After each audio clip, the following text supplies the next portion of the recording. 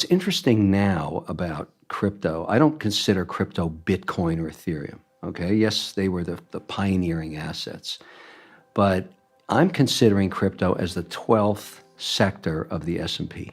It hasn't been declared that yet, but I think that's where we're going. And so when you talk about running a mandate like I do for institutional clients or institutional mindset, they say to themselves, okay, in a normal world where I understand each of the 11 sectors of the S&P, I may allocate the largest I would allocate would be 20%, let's say, to technology. That's generally the max in a mandate. And maybe you do 3% in energy because your ESG concerns are there and all the rest of it. But you're dabbling in all 11.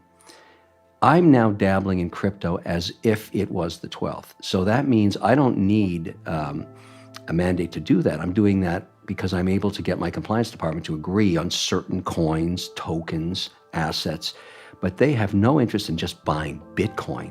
I get Bitcoin. That's one asset.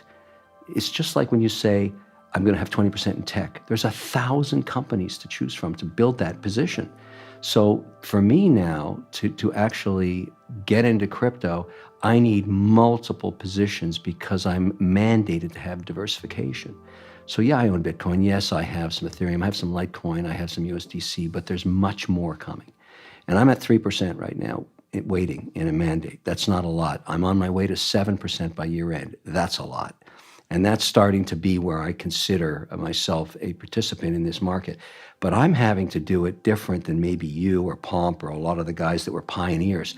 I don't have the option to be a cowboy. I can't do that. I have three problems on that front. Number one, I have to get my internal compliance officer to agree. Number two, I have to get my external auditor to sign the audited statements that then turn into reports to the regulators in every jurisdiction that I participate in. I cannot afford to be offside for 1 second. So that's taken a lot of time. That ain't easy. And that is where we sit. And I'd say to you, that's good and bad news. It's good news that I've been able to do it. It took me almost half a year. But the upside is that there's trillions of dollars of the people I service that want to do the same thing. If we could just get the regulator on side to tell us what the rules are, it's like football. You can't play football if you don't know the rules. We need the rules. Then you're going to get a massive allocation to crypto. What is 7% in real numbers? I don't say because it goes across multiple mandates. And, you know, we have rules about disclosing dollars because it's not always our money. And are these people just kind of aware that this is this crypto thing and they know they should do it and they just trust you with your money? Because in my world, like my show is what Bitcoin did. I 95 to 98% of our content is Bitcoin. We occasionally discuss other projects. So I might discuss Ethereum if I wanted to talk about stable coins or do the comparisons.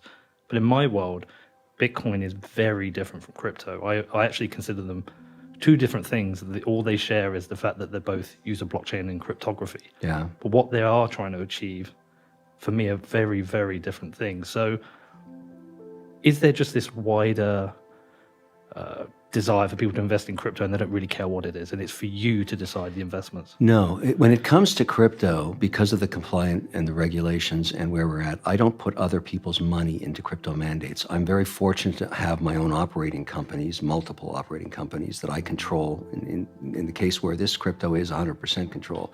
So I am allowed, but I have to be compliant anyways, because when you have a compliance department, it's because you've been able to grow business. I have multiple investments in financial services companies, many of them which are reporting and regulated.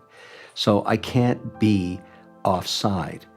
It's because I'm a shareholder in these companies. And so... What do you mean by offside? So let me give you an example. Back in 2017, when I took my first position in crypto, the regulatory environment was nothing less than toxic, all right? At that time, regulators around the world were sending out complaints to all kinds of people that were trying to tokenize all kinds of assets, including one here in New York, a hotel. It was a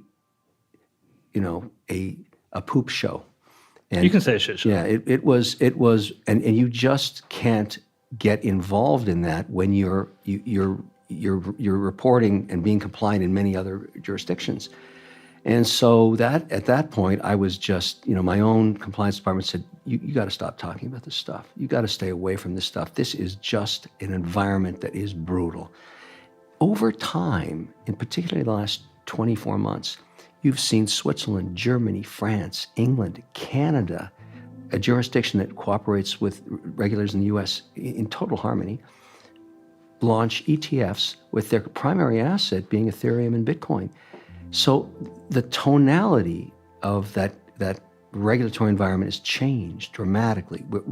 You're starting to see the regulator, talking about, let's discuss these asset classes, let's get into a dialogue about it. And as a result, I've been able to be more flexible about my own position and come out and disclose just a few months ago that I'd taken on a 3% position in our operating company of specifically Bitcoin and a few others. But I agree with you on the thesis you have on Bitcoin, because when I talk to, let me give you an example, which is, I think is very intuitive what you said there. Mm-hmm. Let's say I'm talking to a sovereign fund, all right? Let's say, and they have 500 billion, and they want to deploy into crypto for the first time, and they're going to put a small weighting, 1%. The reason they haven't done it yet is not because they're having a debate about whether they want to. They want to, but they have a compliance department that includes an ESG committee, which determines which assets get to the investment committee first, because every single asset is viewed with that particular sovereign fund by the merits of sustainability. And so just, at Bitcoin 2021, there was a huge debate going on. Elon Musk was involved. I'd made some statements about it because I'd learned from the pensions that they weren't going to get involved in it because it was not ESG compliant. The Chinese were burning coal to make electricity, to mine and get awarded coins.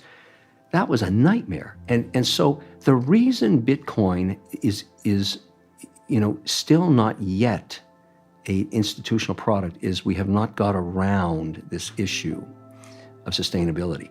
It's getting addressed, and I'll give you an example.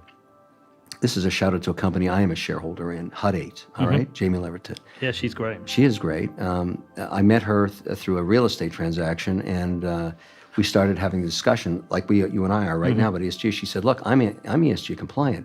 But what I like about her company is that I can buy her equity, which I did at that time. I think I'm up 69% in the mandate that's in, because she claimed, and she was right, that she is in direct vol. In other words, the correlation between the price of Bitcoin and her stock price is 1-to-1. So she is keeping every